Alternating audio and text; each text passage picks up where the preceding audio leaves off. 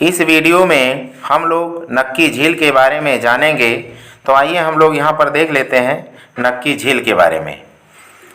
राजस्थान के सिरोही जिले में माउंट आबू पर स्थित नक्की झील राजस्थान की सर्वाधिक ऊंचाई पर तथा सबसे गहरी झील है। देखिए यहाँ पर बताया गया है कि नक्की झील जो है ये माउंट आबू में स्थित है। माउंट आबू जो है ये अरावली पहाड़ी पर जो है बसा हुआ एक पहाड़ी नगर है। तो इसी माउंट आबू में ही नक्की झील है। और ये माउंट आबू जो है ये सिरोही ज़िले में स्थित है। और ये सिरोही जो ज़िला है ये राजस्थान में स्थित है। तो आइए हम लोग इसे एक मानचित्र में देख लेते हैं। देखिए भारत का मानचित्र है और भारत के इस मानचित्र में ये वाला जो प्रदेश आपको दिखाई दे रहा है इस प्रदेश का नाम है राजस्थान। और इसी राजस्थान में यहाँ पर जो है स्थित है नक्की झील। यही नक्की झील है। राजस्थान की सर्वाधिक ऊंचाई पर तथा सबसे गहरी झील है। देखिए नक्की जो झील है ये अरावली पहाड़ी में स्थित है। तो अरावली पहाड़ी चूँकि ऊंचाई वाला स्थान हो गया तो इसीलिए जो है नक्की झील जो है ये राजस्थान की सबसे अधिक ऊंचाई पर स्थित झील है। इसकी जो ऊंचाई है समुद्र तल से वो 1153 मीटर की ऊंचाई पर यह झील स्थित है। और ये सबसे गहरी भी झील है राजस्थान की। इसकी जो मैक्सिमम गहराई है वो 53 मीटर है। इस झील की उत्पत्ति के संबंध में 3 बातें कही जाती हैं। देखिए नक्की जो झील है इसकी उत्पत्ति के संबंध में 3 बातें महत्वपूर्ण हैं। देखिए पहली जो बात है कि इसका निर्माण ज्वालामुखी उद्भेदन से हुआ है, अर्थात यह एक क्रेटर झील है। देखिए ज्वालामुखी द्वारा जो निर्मित झीलें होती हैं उनको क्रेटर झील कहा जाता है। ये तो पहली मान्यता हो गई। दूसरी जो मान्यता है एक हिंदू देवता ने अपने नाखूनों से खोदकर यह झील बनाई थी। कहा जाता है कि एक हिंदू देवता थे, उन्होंने अपने नाखूनों से इस झील को बनाया था, अपने नख से बनाया था, इसीलिए इसका नाम नक्की झील पड़ गया है। तीसरी जो मान्यता है इस झील की उत्पत्ति के संबंध में कि एक प्रेमी रसिया बालम ने अपने प्यार की खातिर नाखूनों से ही झील को खोद डाली थी। देखिए इस संबंध में कहा जाता है कि एक रसिया बालम नामक एक नौजवान हुआ करता था जो माउंट आबू में काम के लिए आया था। लेकिन वहाँ पर एक राजकुमारी से रसिया बालम को प्रेम हो जाता है और ये प्रेम जो है धीरे धीरे परवान चढ़ने लगता है। बात शादी की आ जाती है। लेकिन कहाँ एक राजकुमारी और कहाँ एक रसिया बालम, कहाँ एक मजदूर था, तो ये शादी कैसे हो सकती थी। लेकिन राजकुमारी का जो पिता है एक शर्त रखता है कि हम अपनी लड़की का शादी उस व्यक्ति से करेंगे जो एक रात में बिना औजार के झील को खोद डालेगा।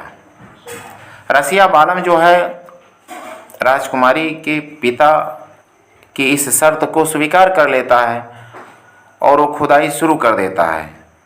लेकिन राजकुमारी की जो माँ थी उसे ये बात बिल्कुल पसंद नहीं थी कि एक मजदूर से हमारी लड़की का शादी हो। इसीलिए उसने छल कपट का सहारा लिया। राजकुमारी की जो माँ थी उसने एक मुर्गे का रूप धारण कर लिया। जब रसिया बालम जो है झील खोद करके जा रहा था उसी वक्त जो है राजकुमारी की माँ ने मुर्गे का रूप धारण करके जो है कुकड़ुक्कों की आवाज़ दे दी। रसिया बालम ये समझा कि सवेरा हो गया है। कुकड़ुक्कों बोलने का मतलब कि सवेरा हो गया है। वह बहुत निराश हुआ कि हम इस शर्त को हार गए हैं और उसने वहीं पर अपना प्राण त्याग दिया। लेकिन मरते मरते वो राजकुमारी की माँ का जो माया जाल था वो समझ गया और रसिया बालम ने राजकुमारी की माँ को श्राप दे दिया और राजकुमारी की जो माँ थी वहीं पर पत्थर की मूर्ति बन गई। तो इस तरह से बताया जाता है कि इस झील की खुदाई हुई, मतलब रसिया बालम और एक राजकुमारी की प्रेम कहानी इसमें बताई जाती है। तो ये तीसरी मत है झील की उत्पत्ति के संबंध में। अब हम लोग और आगे देख लेते हैं। ग्रासिया जनजाति के लोग अपने पूर्वजों की अस्थियों को नक्की झील में विसर्जित करते हैं। देखिए, ग्रासिया जनजाति जो है ये राजस्थान की एक प्रसिद्ध जनजाति है। तो ये लोग जो है नक्की झील को बहुत पवित्र मानते हैं और अपने जो पूर्वज हैं जिनकी मृत्यु हो जाती है उनकी अस्थियों को जो है इसी नक्की झील में विसर्जित करते हैं। 1948 में महात्मा गांधी की अस्थियों को इस पवित्र झील में विसर्जित किया गया और गांधी घाट का निर्माण किया गया। देखिए, महात्मा गांधी की अस्थियों को भी इस नक्की झील में विसर्जित किया गया था और जहां विसर्जित किया गया उसे आज गांधी घाट के नाम से जाना जाता है।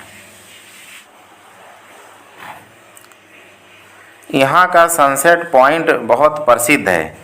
देखिए, इस झील से जो है डूबते हुए सूर्य का जो दृश्य है वो बड़ा ही मनोरम है। तो अगर आप कभी यहाँ पर जाते हैं तो ये सनसेट पॉइंट को ज़रूर देखना।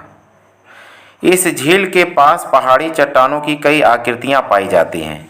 देखिए, हम लोग जानते हैं कि ये जो नक्की झील है अरावली पहाड़ी से घिरी हुई है।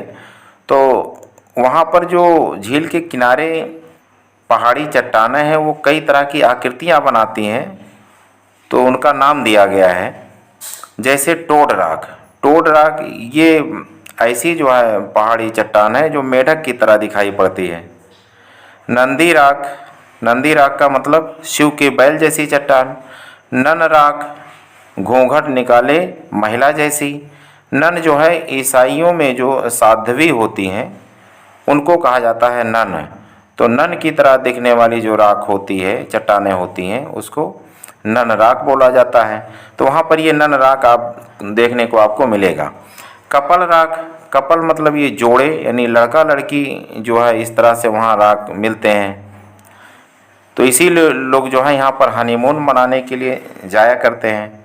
तो इस तरह से ये कुछ चट्टानें हैं जो विशेष आकृतियाँ बनाती हैं। तो ये प्रसिद्ध है यहाँ पर।